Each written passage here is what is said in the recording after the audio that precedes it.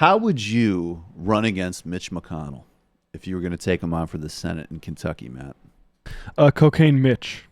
Cocaine Mitch. Be a campaign built around little story done by Lee Fang. Little story by Lee Fan.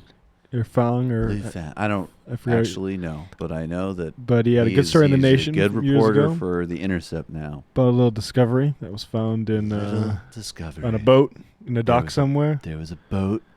Yeah, that's how I would do it. I am pretty confident you would not do this. This is Amy McGrath.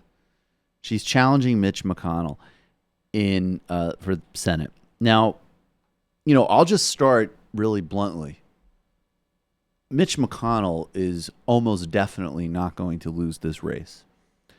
Mitch McConnell is the gravedigger of American democracy. He's one of the worst, most immoral people in the history of the United States of America. He wields power with no regard for anything and is a bagman of corporate America. And any delusions that people had about him opposing Trump or anything, I mean, look, if you were naive enough to think that in the first place, you're already quite out of touch with politics and reality. But, it should be on a shadow of a doubt that he profoundly does not care. In fact, even going back to the Bush era, there's some reporting I recall at the time of, Mitch McConnell sort of privately understanding that Iraq was much more disastrous than his willingness to continue for political reasons to keep, feeding that slaughterhouse as long as as was politically necessary. He's there purely as an instrument of his own power gain. He wants to be Senate Majority Leader. And he's there to do the business of oligarchy and corporate America in taking more and more and more wealth and designing a judicial system that hamstrings, that shackles democracy. This is a book, Democracy and Change by Nancy McLean, is broadly you need to understand libertarian and Republican economics in general by reading that book.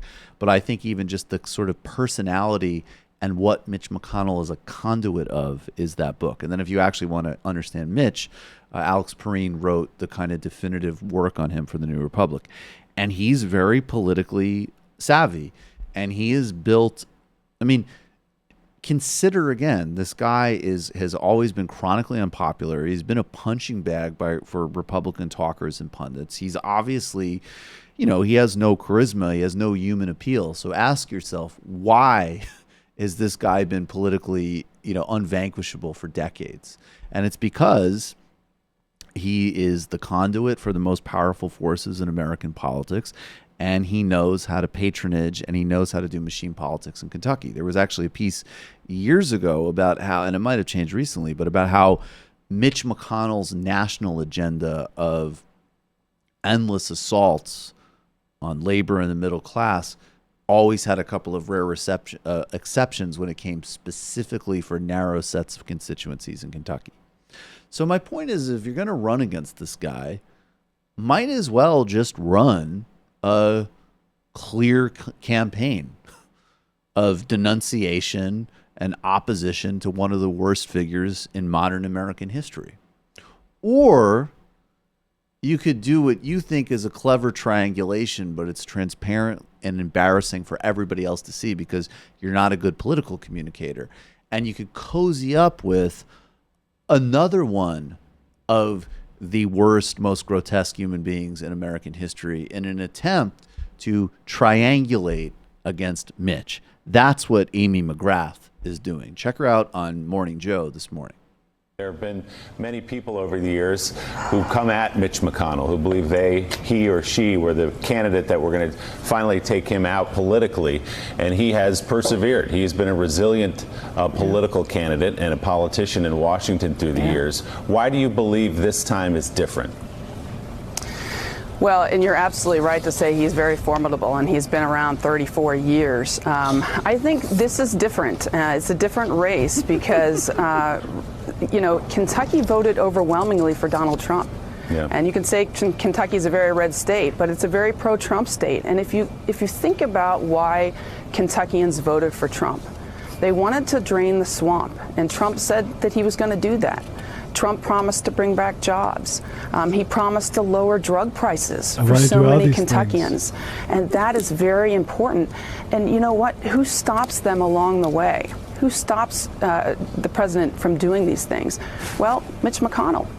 And I think that that's really important, and that's going to be, my message, that the things that Kentuckians voted for Trump for are not being done. He's not able to get it done because of Senator McConnell.